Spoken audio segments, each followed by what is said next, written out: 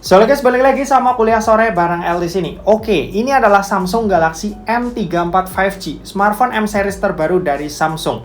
Buat kalian yang cari HP Samsung dan ingin yang baterainya awet, M series dari dulu tuh udah jadi pilihan.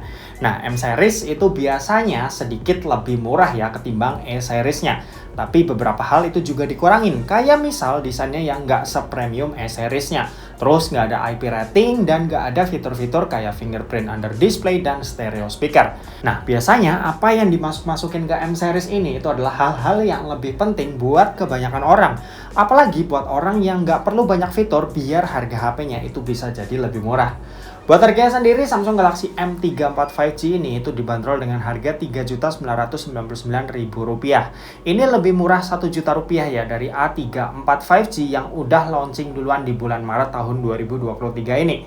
Buat kapasitas ini cuma tersedia satu pilihan aja. Sementara itu buat warna ini ada 3. Dark blue, blue sama silver kayak yang kita bahas sekarang ini. Oke, buat desain Samsung Galaxy M34 5G ini tuh punya bahasa desain yang sama kayak desain smartphone Samsung lainnya, dimana tuh ada 3 buah kamera berjejer secara vertikal ke bawah tanpa adanya frame kamera atau rumah kamera.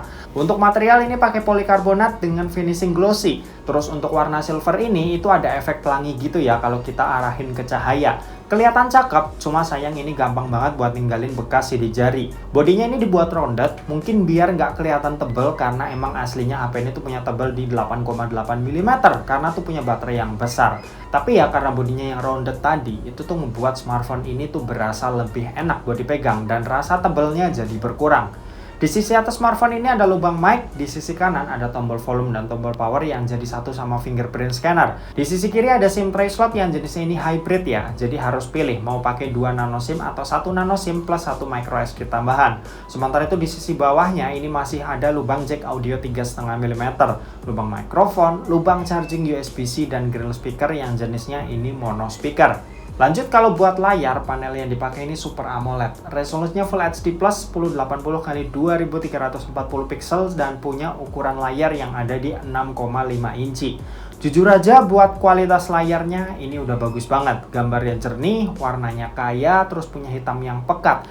Ditambah refresh rate-nya juga udah 120 Hz dan punya peak brightness di 1000 nits. Cuma sayang desainnya aja yang masih agak kurang karena kamera depannya ini belum punch hole, melainkan masih water drop notch. Terus selain itu bezel bawahnya ini juga masih tergolong tebel ya, jauh lebih tebel ketimbang sisi-sisi lainnya. Ya terlepas dari desain layarnya yang agak kurang, kualitas layarnya ini masih tergolong cakep. Dan kayak yang udah aku bilang di awal, kalau M series itu nggak fokus ke bagian desain. Jadi kita bisa maklumin kalau penampilan bukan jadi fokus utama Samsung Galaxy M34 5G ini. Oke lanjut, kalau buat performa, Samsung Galaxy M34 5G ini itu dibekali dengan chipset Exynos 1280 yang punya fabrikasi 5 nanometer. Sementara itu buat storage ini punya RAM berkapasitas 8 GB dengan internal yang ada di 128 GB UFS 2.2. Exynos 1280 ini itu chipset kelas mid-range yang setara sama Snapdragon 695, jadi kurang lebih performanya itu mirip-mirip. Buat dipakai harian ini udah pasti aman. Aktivitas harian yang biasa dikerjain di smartphone ini bisa dijalanin dengan lancar di Samsung Galaxy M34 5G ini. Buat main Mobile Legends, settingan yang kebuka ini ada di Ultra dengan refresh rate super. Pas aku coba, FPS yang didapat ini ada di kisaran 85-88 FPS. Terus pas suhu udah nyentuh 40 derajat, FPS ini sedikit turun ke kisaran 80-85 FPS. Tapi di angka ini pun ya masih tergolong enak banget ya buat dipakai dan menurutku nggak ada kendala sama sekali. Lanjut, kalau buat PUBG Mobile, settingan yang kebuka ada di Smooth High sampai HD High. Pas aku tes di HD High-nya, ini aman banget buat dapetin 30 FPS tanpa adanya stutter sama sekali ketika udah main. Dan untungnya gyronya di sini juga udah hardware ya, jadi pengalaman main PUBG di smartphone yang satu ini itu udah lumayan enak. Kalau buat Genshin Impact ini aku coba di settingan lawas. Pas lagi jalan-jalan santai, ini bisa dapetin FPS di kisaran 40-50 FPS. Terus lanjut pas lagi battle, FPS yang didapat ini ada di kisaran 30-40 FPS tergantung banyak efek skill atau ulti yang lagi dikeluarin. Overall sih pengalaman gamingnya ini udah lumayan oke ya, performanya terbilang udah cukup buat kebutuhan sehari-hari dan main game santai. Kalau buat baterai, Samsung Galaxy M34 5G ini itu punya baterai berkapasitas 6000 mAh yang bisa dibilang ini gede banget.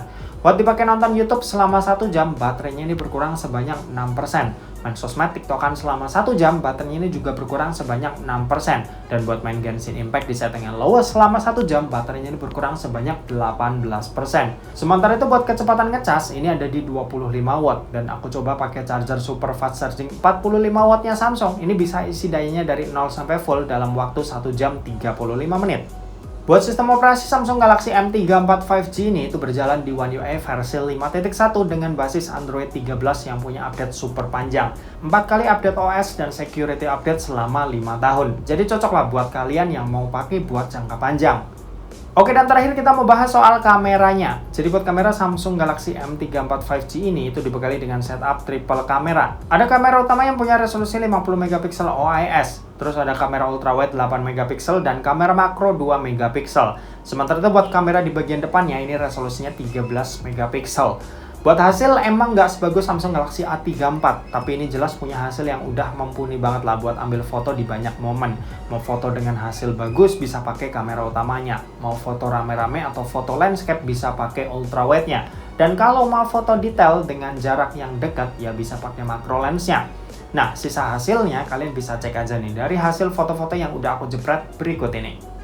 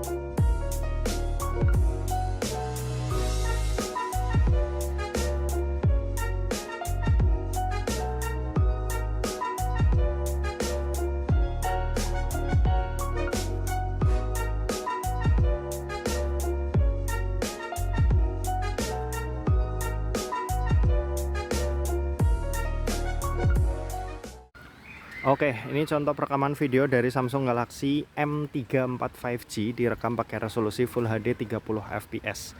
Dan di resolusi ini kita bisa langsung pindah-pindah lensa ya. Contohnya ini kamera utama dan ini kamera ultrawide-nya. Hasilnya seperti ini. Oh ya, di sini juga ada mode Super Steady yang bikin perekamannya jadi lebih stabil. Nanti kita bandingin saat belum pakai sekarang ini sama nanti kalau udah pakai tuh kayak gimana. Oke, ini kita balik lagi ke kamera utama. Nah, ini Super Steady udah aktif. Hasilnya jadi jauh lebih stabil, cuma ada resiko cropping ya. Ya sesuaiin sama kebutuhan aja. Kalau butuh hasil lebar tapi nggak banyak gerak ya nggak usah pakai. Tapi kalau misal lagi banyak gerak, mending dipakai aja. Hasilnya jadi lebih cakep kayak gini. Terus ini buat Full HD 60 fps. Di sini kita nggak bisa pakai kamera ultrawide-nya, cuma kamera utama aja. Hasilnya kayak gini. Nanti ini bakal dikompres ya ke 30 fps, Full HD 30 fps.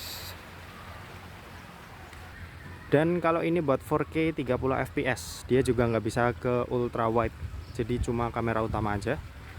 Di sini kita bakal ngelihat kestabilan gambarnya aja tuh kayak gimana ya kalau misalnya rekam video 4K. Karena nanti bakal dikompres ke Full HD 30 fps.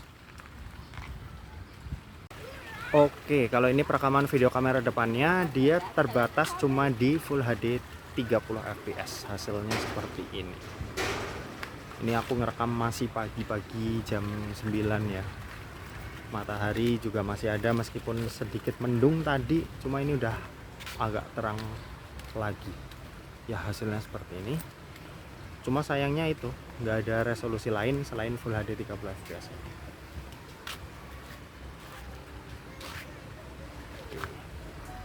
Oke, kesimpulannya kayak yang udah aku bilang di awal, kalau M series ini tuh bakalan cocok sama kalian yang nggak peduli soal penampilan desain smartphone. Terus nggak butuh fitur-fitur macam stereo speaker atau IP rating, tapi lebih butuh smartphone yang udah cukup aja buat dipakai sehari-hari. Terus punya baterai awet, nyaman buat dipakai nonton dan juga gaming. Dan oke, mungkin segitu aja buat video kali ini. Terima kasih buat yang udah nonton video ini. Jangan lupa buat like, komen, dan share juga ke teman-teman kalian supaya teman-teman kalian mendapatkan informasi yang bermanfaat dari kuliah sore. Oke, terima kasih buat yang udah nonton video ini sampai habis dan sampai jumpa di kuliah selanjutnya. Bye-bye.